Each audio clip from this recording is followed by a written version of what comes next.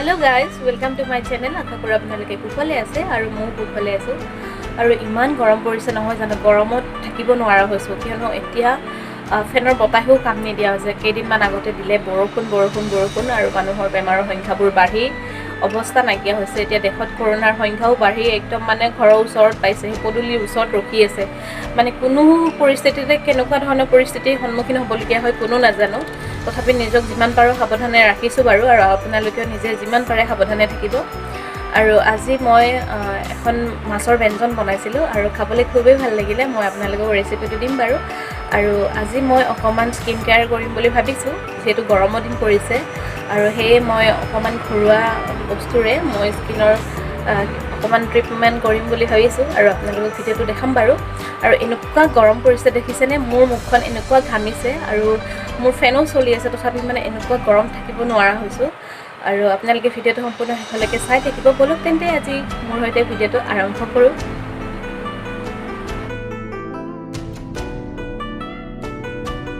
Hello' guys, মই চুলিখিনি ওপৰত বান্ধি ল'লোঁ আৰু এতিয়া মই কৰিব ওলাইছোঁ। স্কিনখন মই আগতে ক্লিন কৰি ল'ম, আৰু ক্লিন কৰি লোৱাৰ বাবে মই এখন টাৱেল লৈ লৈছোঁ। আৰু এইখন টাৱেল মই পানীত তিয়াই লৈ পানীটো আঁতৰাই এতিয়া মই মুখখন স্কিনখন অৰ্থাৎ মোৰ ওপৰত যদি ঘাম আছে বা এনেকুৱা ধৰণৰ লেতেৰা লাগি আছে সেইখিনি আঁতৰাবৰ কাৰণে মই ভালদৰে মুখখন আগতে ক্লিন কৰি লওঁ। তাৰপিছত আপোনালোকে ভিডিঅ'টো চাই থাকিব। আৰু মোৰ স্কিনখন ক্লিন কৰা হৈ গ'ল আৰু মই এতিয়া ফেচ পেকটো বনাম। আৰু ফেচ পেকটো বনাবৰ বাবে মই কি ব্যৱহাৰ কৰোঁ আপোনালোকক দেখুৱাম, আপোনালোকে ভিডিঅ'টো চাই থাকিব। এতিয়া মই লৈছোঁ এটা বউল আৰু মই ইয়াৰ বাবে ব্যৱহাৰ কৰিম এইটো হৈছে এল'ভেৰা জেল। আৰু যদি আপোনালোকে পতঞ্জলি এল'ভেৰা জেলো ল'ব পাৰে। আৰু মই লৈছোঁ গোলাপ জল। তেনে কিছু সামগ্ৰীৰে মই ফেচ পেকটো বনাম। আৰু এইটো বউল এটাত মই ভৰাই থৈ দিছোঁ, খুবেই ধুনীয়া বউলটো। আৰু এই বউলটোত মোৰ আছে আপোনাৰ চন্দন পাউডাৰ, আৰু চন্দন পাউডাৰৰ লগত আৰু আছে মোৰ মূলধানী মাটি। মই একেলগে মই ইয়াতে মিক্স কৰি ভৰাই থৈ দিছোঁ আৰু এইখিনি মই ইয়াতে দিম আৰু দি পেলাই মই ফেচ পেকটো বনাই ল'ম। এয়া মোৰ ফেচ পেক ৰেডি আৰু মই এইখিনি লগাই লওঁ।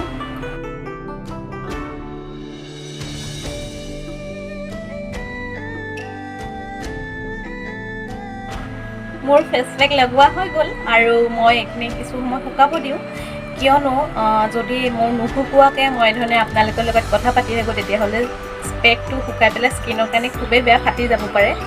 আৰু মই এইখিনি শুকাই লওঁ, তাৰপিছত মই আপোনালোকক এইখিনি শুকোৱাৰ পিছত ধুই লৈ মই আপোনালোকক লগ পাই আছোঁ। এয়া লৈছোঁ মাছ, এয়া হৈছে ভকুৱা মাছ। মই এইখিনি এতিয়া ফ্ৰাই কৰি লওঁ, আপোনালোকক ভিডিঅ'টো মই পিছলৈকে দেখুৱাই আছোঁ। আৰু মই আজি মাছৰ এখন ব্যঞ্জন বনাম আৰু আপোনালোকে ভিডিঅ'টো শেষলৈকে চাই থাকিব। এতিয়া মই মাছখিনি ফ্ৰাই কৰি লওঁ। এয়া হৈছে মাছখিনি মই ভালদৰে ফ্ৰাই কৰি লৈছোঁ। আৰু এয়া হৈছে তিয়ঁহ, ধুই পেলাই মই সৰু সৰুকৈ কাটি লৈছোঁ মিহি মিহিকৈ। তাৰপিছত এয়া লৈছোঁ ডাঙৰ পিঁয়াজ এটা, মই এই ধৰণে কাটি লৈছোঁ। আৰু ইয়াত আছে আপোনাৰ 5টা সৰু জলকীয়া, আপোনালোকে যদি শুকান জলকীয়া দিব বিচাৰে দিব পাৰে। আৰু এয়া লৈছোঁ, ইয়াত আছে আপোনাৰ 5 কোহমান নহৰু সৰুকৈ কাটি লৈছোঁ। আৰু এই হৈছে আদা, মই এইখিনিও ভালদৰে মিহিকৈ কুটি লৈছোঁ। এতিয়া মই প্ৰথমতে গেছটো অন কৰি কেৰাহী এখন পাতি দিছোঁ। কেৰাহীখন গৰম হ'বলৈ দিছোঁ। তাত গৰম হোৱাৰ পিছত তেল দি দিম। কেৰাহীটো গৰম হৈছে, এতিয়া মই ইয়াত দিছোঁ আপোনাৰ কেইটামান গোটা জিৰা।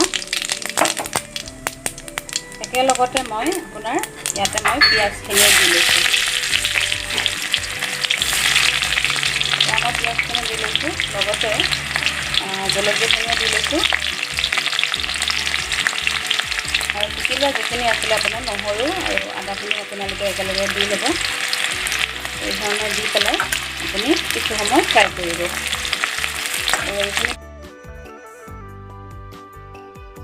এইখিনি আমাৰ ফ্ৰাই কৰা হৈ গ'ল। এতিয়া আমি কুটি লোৱা তিয়ঁহখিনি ইয়াত কুটি লৈছোঁ আৰু এইখিনি ভালদৰে মিহলাই ল'ব, ভালদৰে লাৰি দিব। এতিয়া আমি এই ধৰণে তিয়ঁহখিনি কিছু সময় ফ্ৰাই কৰিব লাগিব আৰু ভালদৰে লাৰি দি কিছু সময়ৰ কাৰণে আমি ঢাকনি এখন লগাই দি দিম। এতিয়া ঢাকনিখন আঁতৰাই দি আমি এবাৰ ভালদৰে তিয়ঁহখিনি লাৰি দিম। আৰু তিয়ঁহখিনিৰ পৰা পানীটো প্ৰায় শুহি যাব ধৰিছে। আৰু আমি এতিয়া ইয়াত দিব লাগিব ইয়াত নিমখ আপুনি প্ৰয়োজন মতে দি দিব।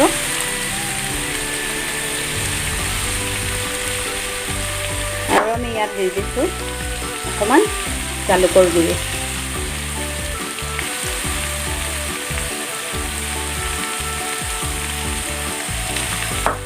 আৰু এইখিনি এতিয়া ভালদৰে মিহলাই দিব। ইয়াত আমি হালধিটো নিদিওঁ আৰু আপুনি ইয়াত কোনো ধৰণৰ মছলা নিদিলেও হৈ যাব। এতিয়া আমি কিছু সময় এনেধৰণে ফ্ৰাই কৰি আকৌ আমি কিছু সময়ৰ কাৰণে ঢাকনি এখনে ঢাকি দিম। আমি এতিয়া দিব লাগিব তিয়হৰ ব্যঞ্জনখনত, এয়া হৈছে কলৰ খাৰ আৰু এয়া দিব লাগিব 2 চামুচ। আপোনালোকৰ যদি কলা খাৰ নাথাকে তেতিয়াহ'লে আপোনালোকে ছ'ডাও দিব পাৰে, খোৱা ছ'ডা যিটো বজাৰত কিনিব পায় সেইটো দিলেও। এতিয়া মই উলিয়াই লোৱা কলৰ যিটো খাৰ আছিল সেইটো মই ইয়াতে দি দিছোঁ আৰু দি পেলাই কিছু সময় আমি লাৰিব লাগিব। এতিয়া তিয়হখিনি ভালদৰে লাৰি দিছোঁ আৰু ইয়াতে কোনো ধৰণৰ মছলা মই দিয়া নাই, কেৱল জালুকৰ গুড়িয়ে দিছোঁ। কিন্তু গৰমৰ দিনত মছলা খাবলৈ খুবেই দিগদাৰ হয়, পেটৰ অসুখ হোৱাৰ চান্সটো খুব বেছি। সেইবাবে এতিয়া আমি ইয়াত দিব লাগিব পানী। গতিকে পানী আপোনালোকৰ প্ৰয়োজন মতে দিব। মই ইয়াতে অকণমান পানী দি লৈছোঁ প্ৰথমতে, আৰু আপোনালোকে যদি পানী সৰহকৈ দিব বিচাৰে দিব পাৰে। এয়া মই পানীখিনি দি মই অকণমান আৰু লাৰি দিছোঁ। লাৰি দি পেলাই এইখিনি কিছু সময়ৰ বাবে ঢাকনি এখন লগাই দিম আৰু এইখিনি কিছু সময় উতলিব দিম। এতিয়া আমি ঢাকনিখন আঁতৰাই দি এয়া দেখিছে উতলিব ধৰিছে আৰু এতিয়া আমি ইয়াত দি দিম আপোনাৰ মাছ।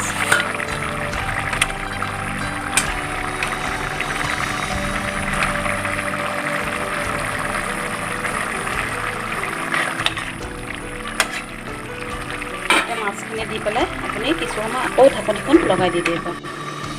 ঢাকনিখন আঁতৰাই দিছোঁ আৰু এবাৰ হেতাখনেৰে ভালদৰে লাৰি দিছোঁ। এতিয়া আমি ইয়াতে দিম কেইখিলামান নৰসিংহৰ পাত। যদি আছে আপুনি দিব পাৰে, যদি নাই কোনো কথা নাই। মই শুকাই থোৱা কেইখিলামান নৰসিংহৰ পাত আছে, মই ইয়াতে দি দিছোঁ। গোন্ধটোও ধুনীয়া হয় আৰু খাবলৈ খুবেই ধুনীয়া হয়। তাৰপিছত এতিয়া আপুনি আৰু এবাৰ হেতাখনেৰে ভালদৰে লাৰি দিব আৰু এনেধৰণে ভালদৰে লাৰি দিব। আৰু অমিতাৰ খাৰ দিয়া মাছৰ ব্যঞ্জন ৰেডি।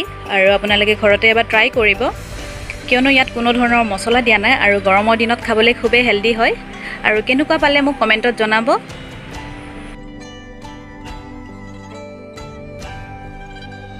গাইজ, মই পেকটো ধুই আহিলোঁ আৰু যদি আপোনালোকে এই ধৰণে ফেচ পেক আপোনালোকে ঘৰতে বনাই পেলাই ব্যৱহাৰ কৰিব পাৰিব। যদি আপোনালোকৰ নিমপাতৰ গছ আছে তেতিয়াহ'লে নিমপাতৰ পাত কেইখিলামান আপোনালোকে ধুই পেলাই ৰ'দত দি পেলাই সেইটো পাউডাৰ বনায় আৰু তাৰপিছত তাত আপোনালোকে দিব পাৰে মুলতানী মাটি আৰু চন্দন পাউডাৰ। আপোনালোকে 3টা বস্তু আপোনালোকে এটা পাউডাৰ একেলগে মিক্স কৰিব, কৰি পেলাই কণ্টেইনাৰ এটাত ভৰাই থ'ব আৰু মাজে মাজে আপোনালোকে কেঁচা গাখীৰ, দৈ, হালধিও দিব পাৰে, যদি মৌ আছে মৌ দিব পাৰে। এনেধৰণে আপোনালোকে গৰমৰ দিনত এই ধৰণে ফেচ পেক বনাই চাবচোন আৰু খুবেই ভাল লাগে লগাই পেলাই। আৰু যিহেতু গৰমৰ দিনত স্কিনত বহুত ধৰণৰ সমস্যা দেখা দিয়ে, খজুৱাব, সৰু সৰু গুটিও উঠে আৰু পিম্পলছৰো প্ৰব্লেম আহি পৰে, আৰু সেইবাবে এই ধৰণে লগালে খুবেই ভাল লাগে আৰু মই লগাই খুবেই ভাল পাৰোঁ। আৰু এতিয়া মই এইটো লৈছোঁ জোবেজৰ স্কিন টোনাৰ আৰু অকণমান মই স্প্ৰে কৰি দিম আৰু খুবেই ভাল লাগে এই ধৰণে পেক লগোৱাৰ পিছত, আপোনাৰ শুকোৱাৰ পিছত খুবেই ভাল লাগিছে মোৰ। আপোনালোকৰ বাৰু কেনেকুৱা লাগিছে নাজানো, আৰু আপোনালোকে এবাৰ ঘৰত ট্ৰাই কৰিব দেই, মোক জনাবলৈ নাপাহৰিব। আৰু মোৰ টোনাৰটো শুকাই আহিছে প্ৰায়, আৰু এতিয়া মই অকণমান সময় টোনাৰটো শুকোৱাৰ পিছত স্কিনত মই মইশ্চাৰাইজাৰ ক্ৰীম এপ্লাই কৰিম। তাৰপিছত মই কি কৰোঁ চাওঁ।